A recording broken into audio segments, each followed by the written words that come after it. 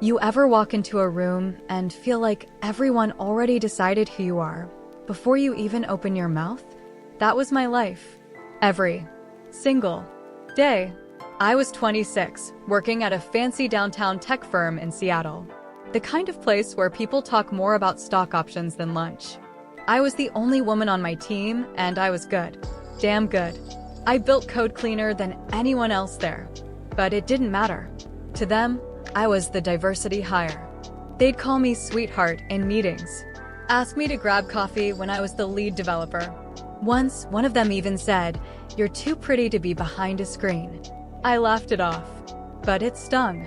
Every time. The boss, Greg, was the kind of man who'd compliment your team spirit when he meant your patience for his ego. He ran the place like a frat house with a payroll. I'd work late nights, fixing their bugs, improving their systems, the stuff they'd take credit for in meetings. And still, no promotions. No recognition. Just maybe next quarter, Harper. But I wasn't about to quit. Nah.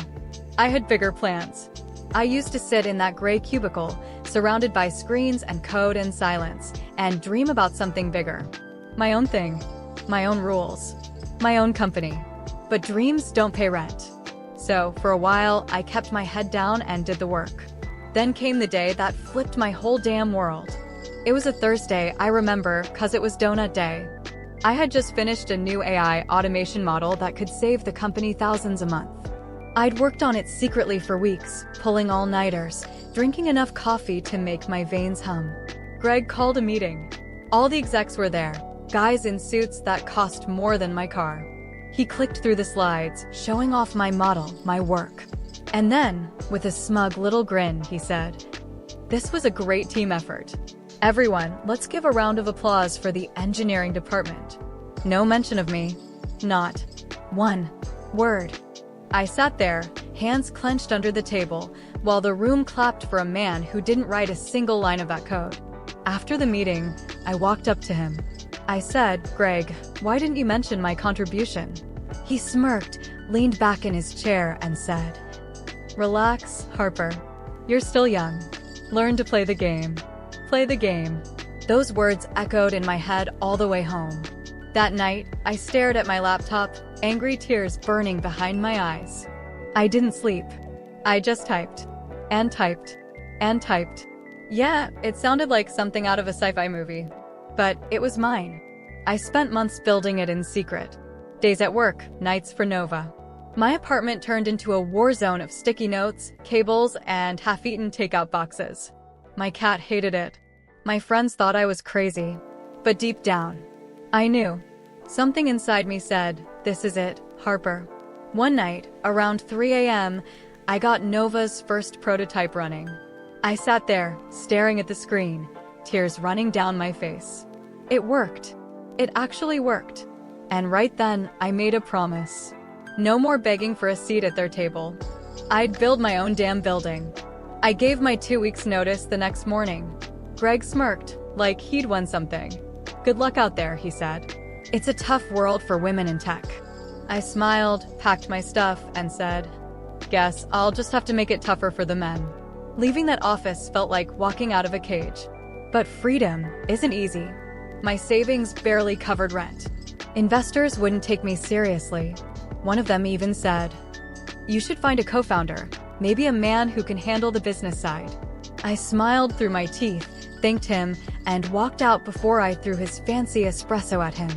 I applied for small business grants, cold emailed investors, built pitch decks, refined my product. Every door closed. But I kept knocking. Then one day, I got a reply from a woman named Linda Reynolds. She ran a small investment group focused on women in tech.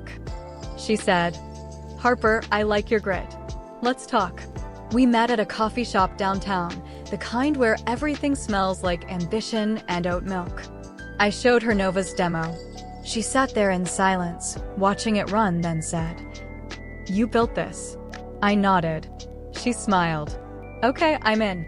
That one I'm in changed everything. With her investment, I rented a tiny office, barely big enough for a desk and a dream. Hired 2 interns. And started building. The early days were chaos, systems crashing, long nights, ramen for dinner. But for the first time, every problem I solved was mine. Every win, mine. Every sleepless night, mine. I remember the day we got our first client. A small logistics company that wanted to automate its order tracking. I pitched, demoed, and prayed. They said yes. When that first payment hit my account, I cried. Not because of the money, it wasn't even much. But because someone believed. Someone chose us. Word spread. Then another company called. And another. Within 6 months, Novatech had 5 clients. Within a year, we had 50. I went from eating instant noodles to hiring a full team. From working alone in my apartment to running meetings in our own little downtown space. And every time I saw another client sign up, I'd whisper to myself. They said I couldn't make it, huh? But we were just getting started. Because the same company that once ignored me, the same one that called me sweetheart, was starting to notice Novatech. And they didn't like it one bit. You know that feeling when you realize you actually made it? Not in a bragging way. Not in a look at me now kind of way. But that quiet, slow exhale when you finally know you've climbed out of the hole they threw you in. That was me. My company, NovaWorks, had become something real. Not just a side project or a cute startup people humored. We were landing contracts, big ones. Defense tech, green energy systems, AI security. And every single deal came with a twist of irony because most of the companies calling us were the same ones that once turned me down. Even the firm that fired me. Yeah, them. The same guys who laughed at my design ideas, who told me to smile more, who used to forget to invite me to project meetings because, you know, girls don't get engineering humor.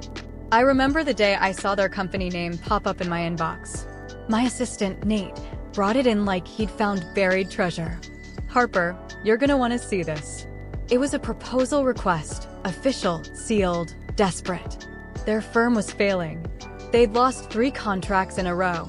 Their tech was outdated, their image was sinking, and the investors were bailing. They wanted a partnership. No joke. I sat there for a good 5 minutes just staring at the email. Then I laughed. Not the kind of laugh you plan, one that just spills out because life is too poetic sometimes. They said I couldn't make it in a man's world. Now that same man was knocking on my door. I replied, of course. Let's set up a meeting. A week later, they came to my building. And when I say building, I mean a glass tower downtown with our name lit up across the top. NovaWorks. My name on every floor, every badge, every damn door they had to walk through. I made sure the meeting was in the biggest conference room we had. They walked in suits, ties, that same smug energy they always carried, but a little shakier this time. And right at the front of the pack was him, my old boss, Tom. The guy who said, Harper, maybe engineering's not really your lane. The guy who once took credit for my designs in a presentation. The guy who fired me and called it a business decision. I looked him right in the eye and smiled. Tom. Been a long time. He tried to play it cool, shaking my hand like we were old friends. Harper. Wow, you've really, built something here. Yeah, I bet I did. We sat down, and he started his little pitch, talking numbers, potential synergy, mutual growth, all those buzzwords people use when they're begging in a suit. I let him talk. I didn't interrupt. Not once. But I could see the sweat. The twitch in his jaw. The way his eyes flicked to the nameplate on my desk, Harper Reynolds, founder and CEO. When he finally stopped, I leaned forward and said, You know, Tom, I remember when I pitched you a similar idea. You said it wasn't viable. Too ambitious. Too expensive. He nodded awkwardly. Yeah, well, things change. I smiled. Yeah, they do. Then I stood up, walked to the window, and turned my back for a second just to breathe it in. The skyline. The sunlight bouncing off glass towers. My towers. My world. I turned back to him and said, I'll take your contract, but under one condition. He straightened up, hopeful. Anything. I want full creative control. My team, my process, my timeline. No interference. He nodded fast. Of course, I added. And I want your name off the final patent filings. You and I both know you don't design anything. Let the people who actually build it get the credit this time. He blinked, just a flash of pride and humiliation colliding in his face. Then he nodded again. Understood. I smiled, slow and deliberate. Good. Then welcome to NovaWorks, Tom. Let's make history. He tried to smile back, but I could see it, that flicker in his eyes. The look of a man who just realized the tables had turned. After they left, my whole team erupted. But I didn't celebrate. Not right away. Because revenge, it hits different when it's earned. It doesn't feel like fireworks. It feels like peace. Like standing still in the storm you built shelter from. Months went by, and the project we took from Tom's firm became a massive success.